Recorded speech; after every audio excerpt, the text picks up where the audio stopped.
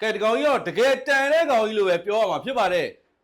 Acer Aspire Lite 16ဆိုတဲ့အနေထားမှာတော့မျက်နှာပြင်က16လက်မအထိပါဝင်လုပ်ပေးထားတဲ့ကောင်ကတော့အားရပါရကြီးလုံးဝသုံးရမှာဖြစ်ပါတယ်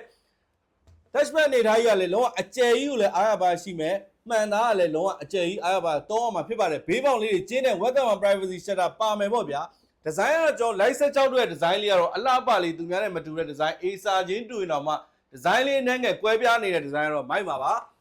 Acer Aspire Lite 16လေးကတော့ i5 ကို13 generation ဖြစ်ပြီးတော့ RAM ကလည်း 16GB SSD ကလည်း 512D ပါဝင်ထားတဲ့ကောင်ကြီးဖြစ်ပါတယ်ဈေးနှုန်းကလည်း320မကျော်ပါဘူး19သိန်း9000နဲ့ရောင်းပေးမှာဖြစ်ပါတယ်အာမခံ6လတိတိရောင်းပေးနေတာဖြစ်ပါတယ်ဘေးပေါင်လေးတွေချင်းချင်းလေးသုံးနေတဲ့အမျိုးတွေနံပါတ်ကီးပါမှာအဆင်ပြေမဲ့အမျိုးတွေညနေပြင်ကြက်ကြက်သုံးနေတဲ့အမျိုးတွေကတော့ဒီကောင်ကိုမဖြစ်မနေယူရမှာဖြစ်ပါတယ်19သိန်း9000ဆိုတဲ့ဈေးနဲ့ i5 13 gen ထဲမှာတော့ဒီကောင်ကတော့ series လဲကောင်းသလိုသုံးရတာလဲ performance မြင့်မြင့်သုံးရမှာဖြစ်ပါတယ် generation မြင့်မြင့်သုံးရမှာဖြစ်ပါတယ်ဗျာ